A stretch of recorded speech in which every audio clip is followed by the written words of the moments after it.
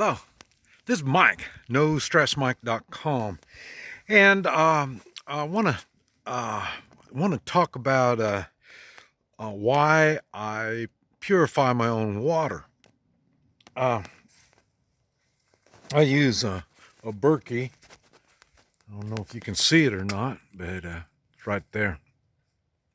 And but I purify all my water. And I went up to the Grand Tetons with my son. We went horseback riding up there. And it was funny because even that, I mean, we're up there in the mountains. I mean, hey, good, clear, Rocky Mountain water. I mean, hey, it doesn't get any better than that. And I would filter my water, and my filters kept filling up. I mean, it was one trip, and I think I used 2 or 3 filters. I mean, it completely jammed them up. And the thing is, you don't know what's in the water. A critter could have died and, laid there in the stream, and the water's flowing over his body, and you're getting water. So, are you getting toxic water? So, I mean, it could be anything that could happen. And I thought it was kind of funny because I'm out here in the middle of nowhere and people use well water. And they said, and everybody said, oh, well water, there's nothing wrong with well water. And there isn't. There's nothing wrong with well water.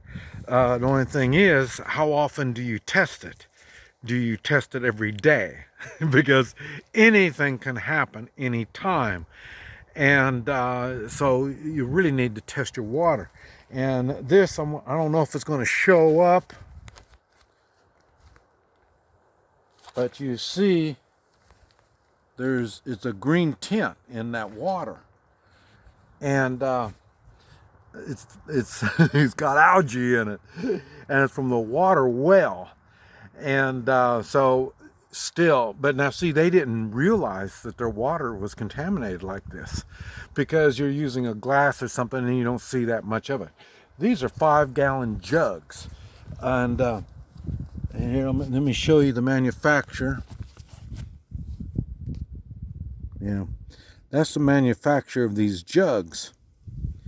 And this is a single ply, and this one here is a double ply. And you see it's ready. You can put a rope on there and hang it. And these are tough bags. Got handles on both sides, so then 2 of you can carry it. Doesn't have to be a big load. And then you can hang them up. Put a rope on there and you can hang it. And you can see, I don't know if you can see it, but it's tinted. But the plastic, it's clear plastic, so there's something in the water. There's another, that's the company. And I've got and see, this is what I was using from Walmart, and it's a 7-gallon. Those are 5-gallon. The problem with these, whether they're empty or they're full, they still take up that much space. And then it's harder. 7 gallons is heavier than 5 gallons. And let's see, do I have the stuff? Yeah. And